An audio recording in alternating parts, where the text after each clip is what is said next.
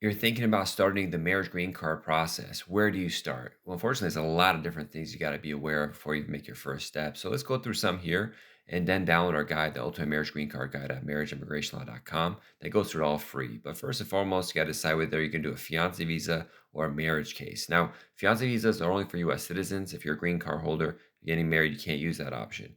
Then you got to look to see whether the foreign spouse is in the United States or outside. That complete different processes. If in the United States, what is their background violations? Could they get a green card while in the United States? So we got to look into that. It could be because of overstays or working with authorization, claiming to be a U.S. citizen, crimes, all these things you got to go through. If they're out of the country, these same things got to be reviewed, but the process will be different. So if they're in the U.S., they can file for a green card. They do adjustment of status. That could be as fast as 3 or 4 months if married to U.S. citizen, or much longer if they're going to be married to a green card holder. But if they're outside the U.S., it's going to take 2 or 3 years probably because the timelines are really skewed. First, you submit evidence that you're married to a real relationship with the Form I-130 package, and that takes like a year or more. And then they schedule an interview at the embassy, and that varies the timeline depending on what country they're from. If you're in Pakistan or Nigeria or something, it can be 2 to 4 years before you get an interview.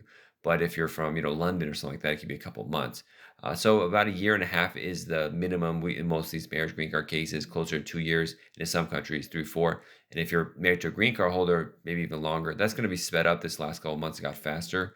But that's the general idea you have. As you see, there's a lot going on. So I recommend downloading our guide and then schedule a consultation after that. But having a good understanding of what's going on, it's going to be really helpful to plan out what your life's going to be, your work, having kids, family, all that kind of stuff.